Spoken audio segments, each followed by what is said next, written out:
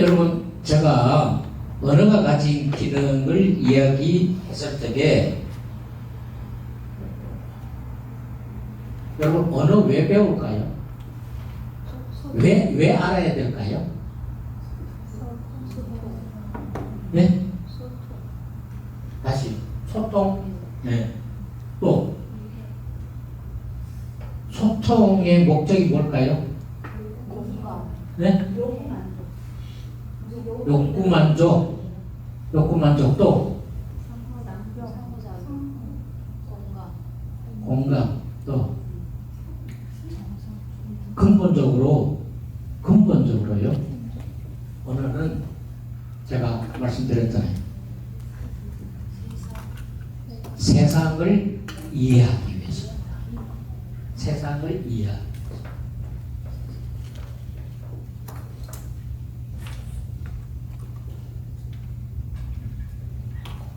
여러분 자녀들이 한글을 모른다. 그럼 한국 사회를 이해할 수 있을까요? 못하죠. 그럼 한국 사회에서 살아가려면은 한국 문화를 알아야 돼요. 한국 문화 중에서 한글을 알아야 돼요. 사실 언어는 세상을 이해하는 수단이 언어입니다. 맞습니까? 예. 내가 세상을 어느 정도 이해했느냐, 어떻게 살아갈 것인가, 어떻게 적응하면서 살아갈 것인가, 이 세상 속에 있는 것을 어떻게 조절하면서 살 것인가, 뭐를 하나요? 언어를. 그럼 언어가 직접적인 것일까? 라고 생각했을 적에 우리가 다시 한번 생각해 볼 수 있는 것이 언어는 뭘 유발하느냐 하면요, 사고력을 유발합니다. 그죠? 사고력이 생겨야 세상을 분석하고, 예, 세상을 분석해서 좋은 건지 나쁜 건지, 내가 해야 될 것인지 말아야 될 것인지, 그 중에서 선택해야 될 것도 있고 선택하지 않아야 될 것도 있고, 그 속에서 책임질 것도 있고 책임지지 않을 것도 있고, 예, 그 속에서 내가 만족을 누리고, 예, 어쨌든 이 사고력이 없이는, 사고력이, 언어가 가지고 있는 사고 능력이 없으면 세상을 이해하는데 힘들어집니다. 예를 들어 우리가 미국 사회에 갔다고 하십시다. 그럼 뭘 알아야 되죠? 미국을 이해하려면은, 네, 미국을 이해하려면은 언어를 알아야 돼요. 미국 사회, 주 사회의 주력적인 언어가 뭔가 알아야 우리가 그 미국 사회를, 세상을 이해를 할 수 있습니다. 예. 그래야 우리가 사고력으로 세상을 이해하면서 어떻게 적응할 것인가. 인간은 환경 속에서 적응하는 존재잖아요. 태어나서 적응해 나가는 모든 동물은 적응해 나갑니다. 그런데 우리는, 인간은 뭘로 적응해 나가느냐? 언어를 통해 적응합니다. 그런데 모든 동물은 똑같이 정서를 다 가지고 있지만은 그걸 언어를 사용해서 상호작용하면서 경험을 통해서 상상력을 발휘하는 사람은 동물은 누구밖에 없다고요? 인간밖에 없습니다. 인간이 가지고 있는 상상력을 발휘한다라는 것입니다. 이 상상력을 발휘할 수 있도록 언어의 결정적 시기에 언어를 잘 활용할 수 있도록 해줘야 된다. 그게 가장 중요한 것이, 제가 뭘 했다고 그랬나요?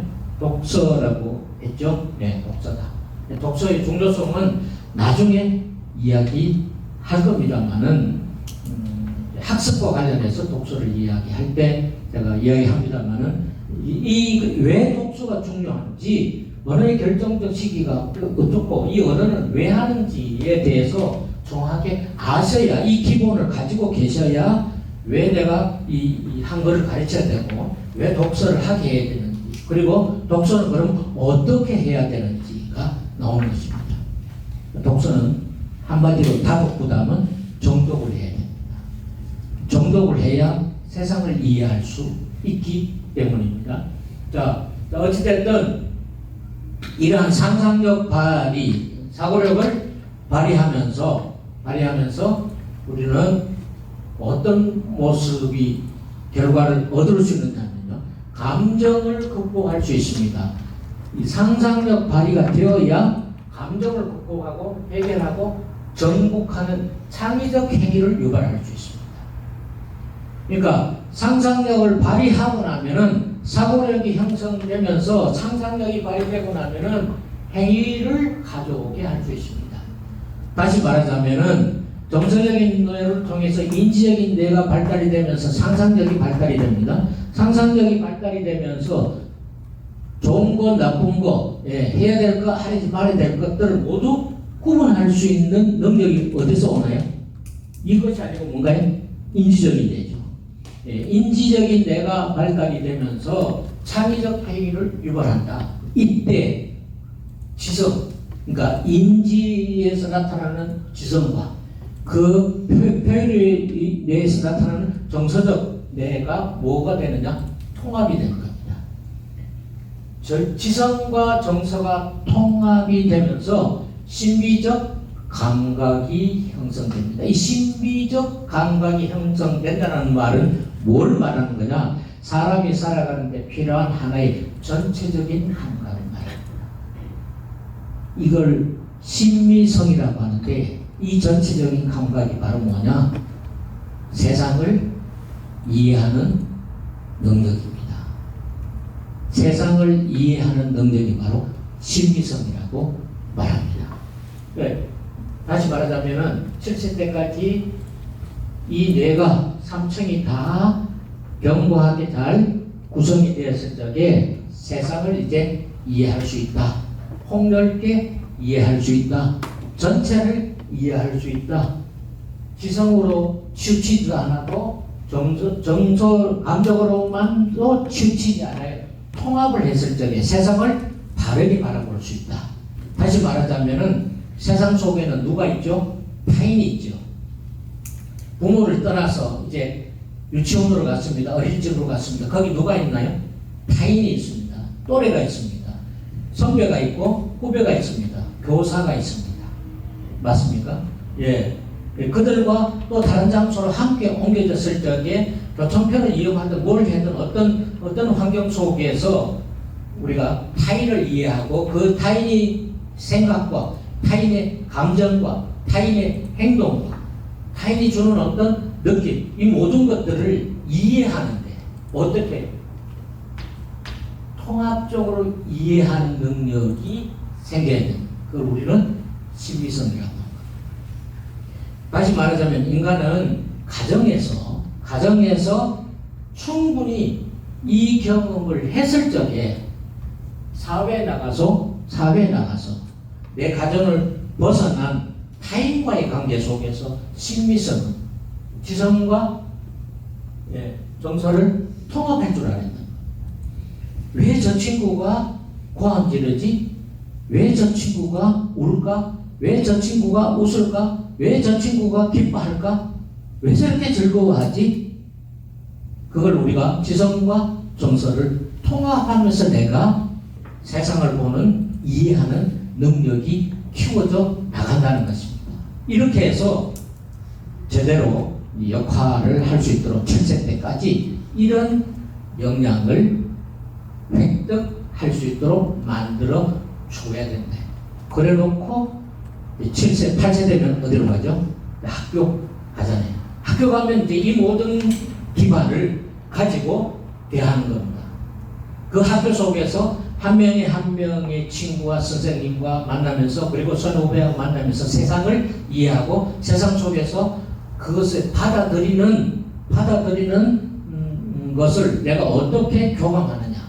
그때 나타나는 것이 소통이지만 소통의 핵심이 뭔가요? 공감입니다. 지금 우리 사회는 이 공감의 능력을 엄청 그래서 감정 코칭 유아 때 필요하다는 이야기를 끌어내고 있는 거거든요. 그건 바로 뭘 의미하는 겁니까? 이렇게 가정에서 공감하는 능력을 배우는 것이 어디에 가서요? 세상 속에서 신비적 감각으로 지성과 정서를 통합해내는 것으로 나타나기 때문입니다. 그러니까 사회관이 제대로 만들어지고 사회적 상호작용을 잘할 수 있는 것입니다. 여러분 어떤 아이들이 초등학교 갔는데 친구들과 잘 어울리지도 못하고 혼자 있는 아이들이 있죠. 네, 따로 떨어져 있는 아이들. 전혀 적응을 안 하는 아이와 또래들과 상호작용도 안 하지만 선생님과도 상호작용 안 하는 친구들이 있습니다. 아직 세상을 이해하는 통합이 안 이루어져 있는 것입니다. 안 이루어져 있습니다. 결국 그때까지 학령기 전에 부모가 자녀에 대한 양육 태도가 부족하지 않았나. 뭐가 부족했을까요? 따져보세요. 그걸 따져볼 수 있는 그림을 제가 이렇게 만들어 놓은 겁니다. 그림을. 이해되셨나요? 네. 그래서 지금 여러분들의 자녀를 키우면서 지금 내가 해당하는 아이가 청소년기인데 중학생인데 고등학생인데 예, 괜찮습니다. 지금 중학생이든 초등학교 5학년이든 고등학생이든 현재 정말 이런 모습이 나타나지 않는다면 부족입니다. 지금이라도 여기서부터 다시 채워주는 것이 필요합니다. 여기서 다시 채워줘야 돼요. 다시 안아주셔야 돼요. 예. 여러분, 자율성은 신뢰성의 근거에서 생기고 자율성이 자제력과 함께 주도성을 획득하거든요. 주도성이 되었을 때가 바로 7세 때입니다. 드디어 세상 속에서 그 주도성으로 근면성을 드러냅니다. 그래서 초등학교 1학년부터 6학년까지가 근면성을 형성하는 시기입니다. 그래서 여러분 한국에는 초등학교 1학년부터 6학년까지 성적이 안 나오고 생활기록부에는 이 친구가 어떻고 이런 특성들만 쭉 기록이 돼 있고요. 그 다음에 옛날에는요 초등학교 6학년까지 개근했는 사람을 어떤 직장에는 6년 개근 혹은 중고등학교 12년 개근한 사람을 그래서 생활기록부가 요구를 해요. 대학 성적보다는 고등학교, 중학교 생활기록부를 가져오라는 데가 많습니다. 뭘 보기 위해서일까요? 주도성 다음에 근면성을. 근면성이 확보되어 있다는 얘기는 이 과정을 다 통해서 이거 확보되어 있다라고 생각할 수 있기 때문 아닐까요? 여러분, 우리 아이들이 지금 문제 행동을 하고 있다. 네. 이 과정에서 문제성이 있다라고 이해하시면 됩니다. 자, 어찌됐든 학년 정기, 그러니까 초등학교 들어가기 전 7세까지 언어와 사고의 통합도 이뤄내야 됩니다. 언어와 사고. 모든 언어가 사고를 나타냅니다. 사실은 사고력을 가지고 있습니다. 물론 언어가 사고력을 가져가는데 주도는 하지만 사고력은 언어로만 쓰는 것은만은 아닙니다. 이 사고에는 정서도 있고 느낌도 있고 모든 걸 다 포함하고 있었어요. 그래서 사고와 언어가 일치되고 통합되도록 만들어주게 하는 역할이 7세까지 역할입니다. 7세까지.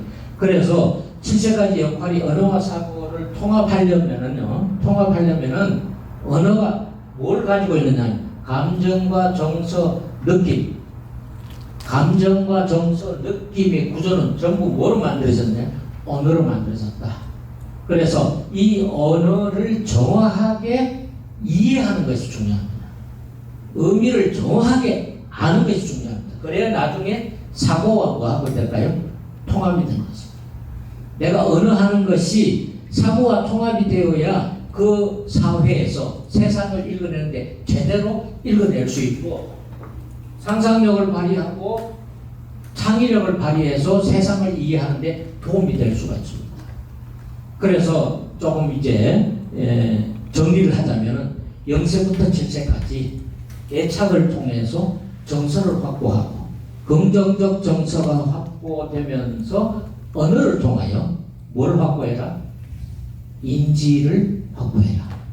사고 능력을 확보해서 그 언어와 사고 능력이 통합되고 일치되도록 만들어 준다면은 그 사람이 가지고 있는 언어, 그것은 바로 공감을 일으켜낼 수 있는 그러한 중요한 역할을 할 것이고요. 세상 속에서 세상을 보는 것이 정확하게 볼 수 있고, 그리고 세상 속에서 내가 어떤 역할을 해야 될지 말아야 될지, 선택해야 될지 말아야 될지 자제력을 형성해 나가면서 주도적인 삶을 살아갈 수 있게 만든다라는 것입니다. 이해되셨나요? 이해되셨습니까? 그러면은 자, 7세까지 가장 중요한 키워드 뭘까요? 7세까지 가장 중요한 키워드 세 가지만 이야기할까요? 첫 번째, 애착입니다. 어떤 애착이요? 애착. 네. 두 번째, 뭔가요? 정서적 상호작용. 정서적 상호적 교감, 공감. 이해되셨죠? 네. 그 정서적, 상호적, 앞에 하나 더 붙인다면은 긍정적. 네. 이해되셨죠? 그리고 이 정서와 함께 표현하는 언어의 중요성이 여기 있습니다. 이 언어가 정서와 함께 되면서 사고와 정서를 통합시키는 중요한 수단이 되는 것이죠. 그래서 7세 때까지 생리적인 뇌에서부터 출발해서 정서적 뇌, 인지적 뇌를 잘 견고하게 형성이 되도록 만들어주는 역할이 중요하다. 그래서 생애 초기에 언어 발달이 또 중요하고 언어의 결정적 시기가 이때다. 이해되셨나요? 그래서 언어의 결정적 시기에 가장 중요한 부모의 역할이 그럼 뭘까요? 독서입니다. 독서. 그리고 안정적 애착을 위해서 가장 중요한 게 뭐죠? 신뢰성, 자율성 회복하기 위해서 가장 중요한 게 안정적 애착입니다. 애착 어떻게 하는 것일까요? 안아주시면 돼. 사랑한다 말하시면 되고, 너는 최고야 라고 해주시면 되고, 너는 할 수 있다 라고 해주시면 됩니다. 너는 할 수 있다, 너는 최고야, 내가 너를 사랑한다. 예. 그래서 부모로부터 사랑을 경험한 아이는 세상 속에 나아가서 사회화된 적에 그 사랑을 가지고 최대한 발휘할 것입니다. 예. 그때 발휘할 적에 초기에 언어 능력을 통해서 어떤 사고력을 가지게 해줄 수 있는가. 그래서 언어가 중요하다라는 말씀입니다. 만약에 언어가 그때 발달이 안 되면요, 인지적 뇌가 발달이 안 돼서 지능지수가 떨어지고 세상을 이해하는 능력이 떨어집니다. 장애가 발생하는 겁니다. 발달 장애가 생길 수 있습니다. 그러므로 언어 능력은 상당히 중요합니다. 이해되셨죠? 예. 자, 여기까지 이제 충분히 이해가 되셨을 겁니다. 이 그림, 아마 그때 보내드린 그 PT에는 이거 없습니다. 이거 제가 어저께 다시 만들었거든요. 그래서 오늘 새롭게 올린 것이어서 요 PPT를 다시 한번 올려드리십시오. 네. 예. 수정해서 올려드릴 테니까 사진 안 찍으셔도 됩니다. 예. 그 다음에 자율성에 대해서 조금 보고 넘어가겠습니다. 자, 그렇다면은 우리가 조금 전에 이제 어떤 정서적 맥락에서 좀 보았습니다만은 그 정서적 맥락 속에서 우리 획득되는 것이 바로 뭐냐면은 자율성 획득입니다. 우리 아이가 자율성을 가지고 있느냐? 1.5세부터 7세 사이에 보통 한 3세 때. 아까 저기 PPT 넘어가기 전에 네. 신적 감각이라고 하셨는데 거기도 설명해 주시면. 신비적 감각? 신비적 감각이 지성과 정서가 통합되는 것을 말하는데, 이 신비적 감각이 뭐냐면은 세상을 보는 감각을 말합니다. 세상을 보는 이해 능력, 그걸 말합니다. 그러니까 세상 전체를 보는 능력이 심리적 감각이다. 그렇게 이해하죠. 여기 적어놨다. 사람이 살아가는데 필요한 하나의 전체적인 감각. 이해되셨나요? 혹시 이해 안 되셨나요? 이해 안 되신 분 있나요? 이게 바로 지성과 정서가 통합이 되어 있대요. 우리가 세상을 볼 적에 세상이라는 얘기는 이렇게 이해하시면 됩니다. 가정 말고 내가 속해 있는 가정 말고 나가는 세상입니다. 거의 모든 게 세상입니다. 세상. 그러니까 나를 속한 1차원적 거리에 있는 부모, 가족 말고 나를 속한 가족 말고 또 다른 우리를 말합니다. 나 우리인데 또 다른 우리입니다. 그러니까 또 다른 우리는 뭔가요? 나가는 순간 내가 가정을 나가는 순간 뭐 붙어 있나요? 이 사회, 지역 사회 붙어 있죠. 자연 환경 붙어 있죠. 예, 거기 많은 오염부터 시작해서 나아가서 누구를 만나면은 타인이죠. 타인이 어떤 사람이든 보이는 어떤 사람 모두 다 그 세상입니다. 그리고 그들이 지배해가는 모든 정치적 집단 전부 다 세상입니다. 이 우주가 세상이고 이 우주가 넘어서 다 세상입니다. 그것을 이해하는 그걸 지성과 정서를 통합해서 해야 되는 겁니다. 지적으로 뿐만 아니라 정서적으로요. 그래서 공감이라는 게 가정에서 공감하는 능력을 가졌을 적에 그 사람의 왜 저 사람은 저렇게 말하지? 왜 저 사람은 저렇게 행동하지?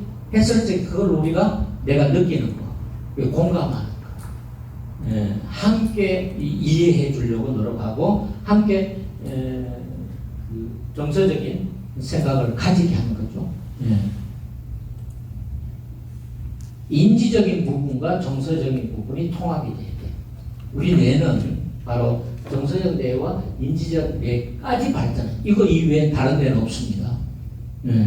이것을 통합하는 과정이 세상을 바르게 볼 수 있는 것입니다. 그러니까 이게 잘 발달이 돼. 다시 말해 7세까지 이런 것이 잘 훈련되어 있어야 나갔을 적에 학교에 갔을 적에 유치원 갔을 때 어린이집 갔을 적에 잘 소통하고 적응할 수 있는. 그게 세상을 보는 전체적인 감각이라는 것입니다. 그런데 어떤 친구는 그냥 한쪽만 볼 수 있습니다. 정서만 볼 수 있습니다. 그런 경우가 있어요. 저 친구 불쌍해. 다른 생각 안 하고 불쌍한 것만 생각하는 것이죠. 아직은 세상을 덜 보는 겁니다. 인지적인 부분도 있어야 되는데 그냥 불쌍해. 그렇게만 접근했다가 실패하는 경우를 많이 볼 수 있죠. 인간관계에서. 맞습니까? 또 그것뿐만 아니라 세상의 다른 어떤 사건 속에서 그것만 정서만 가지고 보는 경우에 실패하는 경우 있습니다. 이제 그런 거를 통해서 인지적인 부분도 함께. 그래서 이 인지적인 것을 끌어내는 것이 바로 뭐였나요? 언어였고, 그리고 독서를 통해서 다양한 경험. 그러니까 가정에서의 경험은 작은 경험밖에 안 돼요. 간접 경험이 바로 뭔가요? 독서입니다. 그래서 독서가 필요한 거예요. 독서를 통해서 바로 많은 것을 끌어내서 그 독서를 통해서 지성과 정서를 통합하는, 이게 세상을 바라보는 눈이에요. 세상을 바라보는 시견입니다. 그게 바로 심미적 감각이라고 하는 겁니다. 이해되셨나요? 그러니까 자칫 잘못하면 세상을 한쪽으로 볼 적에 이쪽으로만 바라볼 수 있어요. 너는 뒤쪽으로 엄청 높으네. 그런데 때로는 그쪽으로 갔다가 실패할 수도 있습니다. 왜? 감성, 정서가 엉망이야. 맞죠? 그럼 실패하는 거예요. 이런 것을 통해가지고 통합하는 것을 배우는 것이 바로 이 과정입니다. 그 전에 7세대까지 이 경험을 많이 해라라는 겁니다. 그래서 반드시 어린이집이나 유치원이 필요한 겁니다. 학령 전 프리스쿨 과정이 필요한 이유가 거기에 있습니다. 이해되셨나요? 옛날에는 프리스쿨 없었어요. 그러다가 바로 이런 세상을 보는 감각을 형성케 하기 위해서 프리스쿨 과정이 있었던 것입니다. 한국에는 교회에서 성교원을 만들면서 일찍이 시작했죠. 자, 어쨌든 심리적 감각 형성 혹시 이해되셨나요? 혹시 잘 이해 안 되셨다가도 지금 제 설명을 통해서 이해되셨죠? 예. 그 다음에 독서 이야기를 했는데요. 제가 하나만 짚고 넘어갈게요. 책 왜 읽습니까? 독서 왜 할까요? 조금 전에 제가 말씀을 드렸습니다만은 독서 왜 할까요? 예? 간접경험을 통해서 사실은 독서를 통해서 정서적 뇌와 언어 인지적 뇌를 발달시키는 두 가지 목적이 있습니다. 하나 더 있습니다. 하나 더 있습니다. 그것이 바로 뭐냐면 모든 책은 저자가 있죠. 모든 책은 저자가 있습니다. 단독 저자이든 공동 저자이든. 근데 그 저자가 책을 쓸 적에 뭘 가지고 있나요? 목적을 가지고 있습니다. 그죠? 그 목적에 누구의 의도가 있을까요? 저자의 의도가 있습니다. 그렇다면은 한 권의 책에서 한 사람이 쓴 저자라면은 한 목적을 우리가 뭐 하기 위해서? 알기 위해서. 그럼 10사람의 저자의 의도를 알려면 몇 권의 책을 읽으면 되나요? 10권의 책을. 심리적 감각을 형성하기 위해서 100권의 책을 읽은 사람과 7세 동안에 1000권의 책을 읽은 사람의 심리적 감각은 누가 더 클까요? 당연히 아시겠죠? 그래서 책을 읽을 적에는 잘 보십시오. 저자의 의도가 뭔지 그 목적을 함께 내가 뭐 하기 위해서요? 공감하기 위해서 책을 읽는 겁니다. 첫 번째 의도가. 두 번째, 그 책에서 나오는 다양한 언어를 통하여 나의 인지적 뇌를 향상시키기 위해서입니다. 그리고 세 번째, 뭘까요? 정서적인. 그 속에서 나타나는 언어를 통해서 나타나는 사건을 통해서 전개되는 사건을 통해서 어떤 목적을 향해서 전개하고 있는 그 속에 나타나고 있는 정서적인 면, 감정적인 것이 어떤 것이 태도가 어떤 느낌이 어떤 것들이 있는 건지 그것을 내가 이해하고 그걸 내가 알았을 적에 앞으로 이런 상황이 생겼을 때 내가 어떻게 적용하면 될까? 맞죠? 네. 그래서 책은 세 가지 목적으로 읽으셔야 된다. 저자의 의도와 정서적 뇌, 인지적 뇌. 제가 요 뇌가 기본적으로 7세 때 만들어진다 그랬죠? 그죠? 맞습니까? 그러려면은 7세 때까지 독서가 중요할까 안 중요할까요? 중요하죠. 예, 엄마가 왜 책을 읽어줘야 되는지 이제 이해되셨나요? 이해되셨죠? 네. 자, 자율성이라고 하면은요, 자율성 검사가 있습니다. TCI 검사라고 하는데 그 TCI 검사의 5가지를 보고 있어요. 책임감이 있느냐, 목적의식이 있느냐, 유능감이 있느냐, 자기 수용을 하느냐, 자기 일치되어 있느냐에 따라서 자율성. 여러분 자유와 자율성은 틀립니다. 예. 자유는 자칫 잘못하면은 방종에 흘러갈 수도 있습니다. 그러나 자율성은 방종은 안 가는 게 많은데요. 자율성이 뭐냐? 자율성이 뭐냐? 잘 보세요. 정의를 잘 보시고 내 아이는 지금 자율성이 있는가 없는가 한번 가늠해 보시길 바랍니다. TCI 검사를 안 해도 나옵니다. 스스로 여기 뭐죠? 스스로 자율성의 기본인 출발인 스스로 뭐가 됐죠? 선택한 특정한 목표가 있습니다. 자율성. 그러니까 자유는 그 범위가 없습니다. 네. 그러나 자율은 선택한 목표가 있습니다. 그러니까 목표를 내가 선택할 수도 있고 선택하지 않을 수도 있는 거죠. 어쨌든 스스로 선택한 목표와 가치를 이루기 위해 이걸 이루기 위해 자신의 뭘요? 행동을 어디에 맞게? 맞게 뭐한다? 통제, 조절, 적응시키는 능력을 말합니다. 자, 이해되셨나요? 다시 한번 스스로 선택한 목표와 가치입니다. 그 그런 목표를 정했을 적에는 목표를 선택한 데는 내가 어떤 가치관을 가지고 있느냐, 내가 어떤 세계관을 가지고 있느냐, 내가 어떤 인생관을 가지고 있느냐에 따라서 어떤 목표를 정할 것 아닙니까? 그죠? 그걸 선택하죠. 누가? 스스로입니다. 타인의 힘에 의해서 하는 것이 아니고 스스로입니다. 그전에는 부모와 함께 했었지만 이제는 내가 하는 겁니다. 스스로 선택한 목표와 가치를 구하기 위해서, 이루기 위해서. 행동을 상황이, 누구의 행동입니까? 나의. 예. 행동을 상황에 맞게 뭐한다? 통제하고 조절하고 적응하는 것입니다. 그래서 통제가 되느냐, 네. 조절이 되느냐, 적응이 되느냐, 그거를 시키는 능력입니다. 그래서 자신이 행동의 주체자로서, 자신이 행동이 뭐라고요? 주체자로서 자유의지를 갖고 행동하는 능력을 말합니다. 여기서 가치적 자율성이 있고 정서적 자율성이 있고 행위적 자율성이로 또 나누어지기도 하지만은 이 가치, 정서, 행위는 이 속에 다 포함되어 있습니다. 자율에 대해서 하나의 시금색이 될 수 있는 귀한 자를, 혹시 여러분 성경 모르시는 분 없죠? 아담과 이브 모르는 분 있나요? 다 아시죠? 예, 이브가 뭘 따먹었다고요?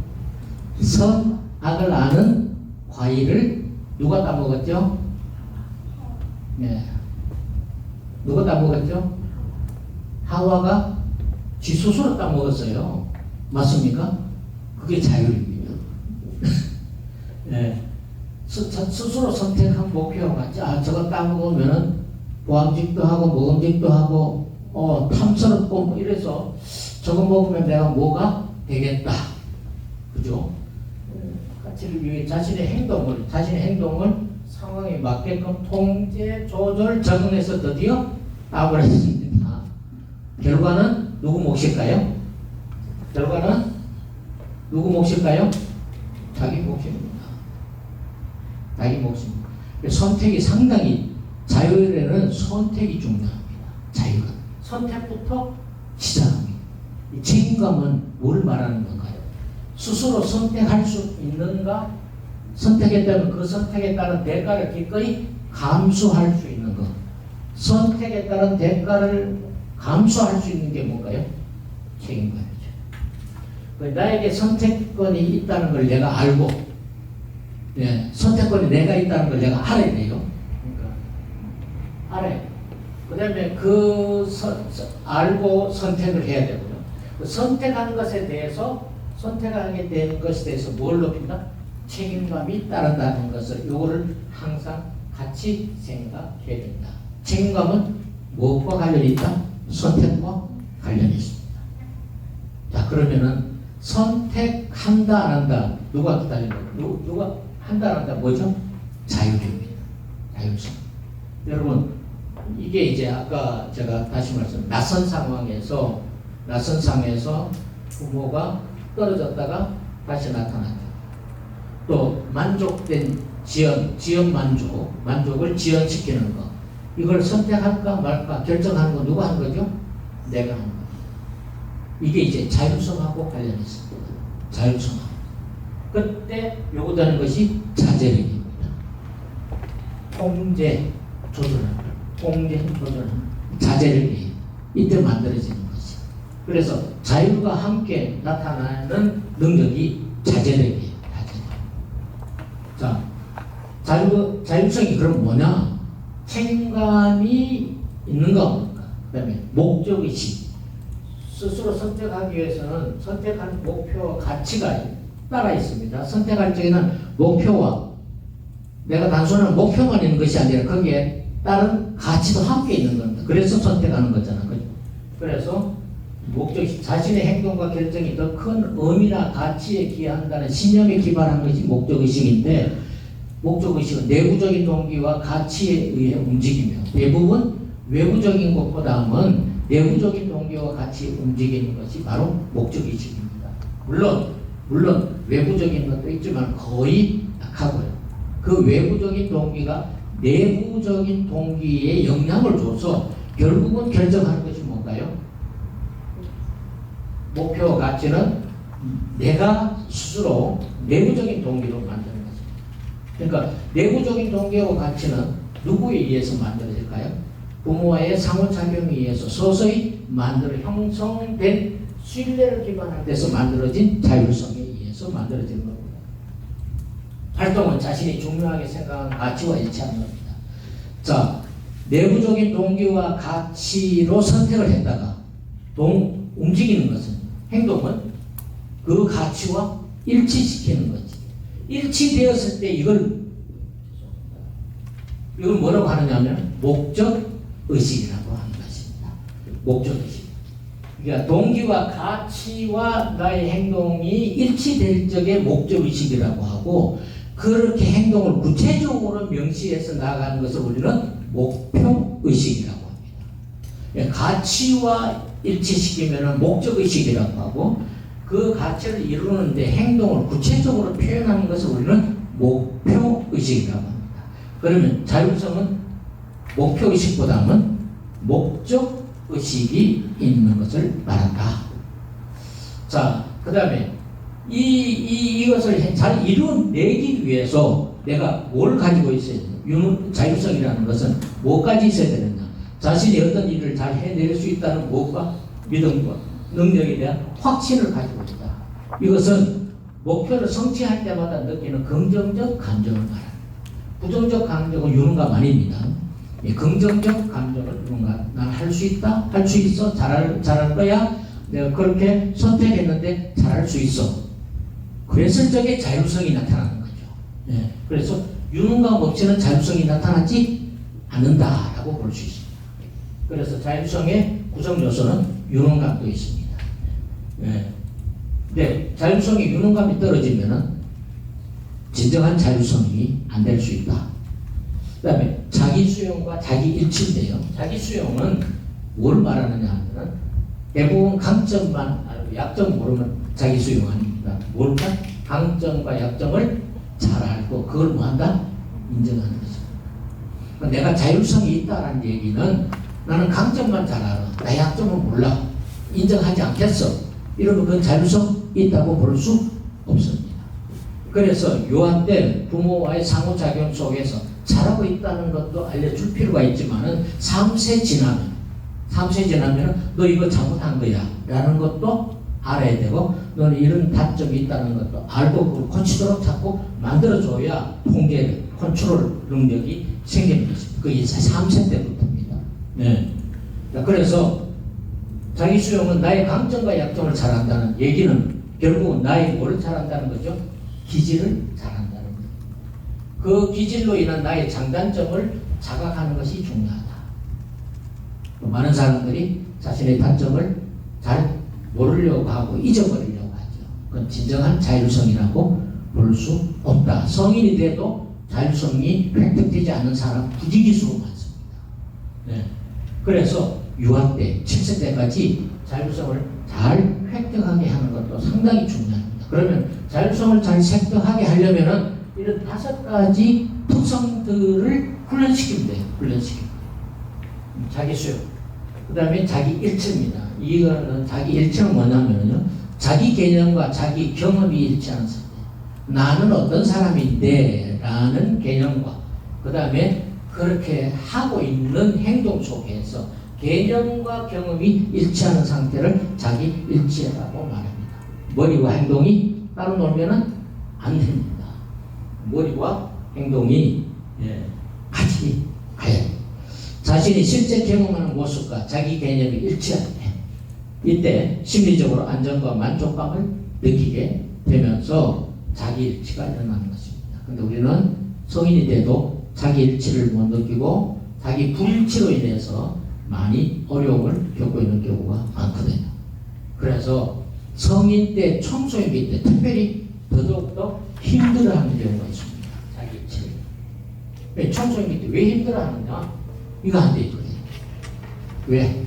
이때 유아 때 이게 제대로 형성이 안 된 거예요. 그래서 자율성은 이 5가지 훈련을 가정에서 부모와 엄마와 소통할 적에 이런 훈련을 할 필요가 있고, 아까 내가 독서 이야기했습니다. 독서를 통해서 이런 것들에 대해서 질문하시고 하나씩 경험하게 하는 것도 상당히 중요하다는 말씀을 드립니다. 그러니까 독서를 통해서 자율성을 획득하게 하는 것이 가장 많이 필요할 거고요. 평소 일상 속에서도 양육 태도를 이것을 점검하면서 가질 필요가 있다. 그래서 자율성에 대한 의미를 정확하게 아는 것이 중요하다라고 생각이 돼서 제가 자율성을 말씀을 드렸습니다. 자율성 이해되셨나요? 예, 이제 자제력은 잠시 쉬었다가 하도록 하겠습니다. 잠시 쉬겠습니다.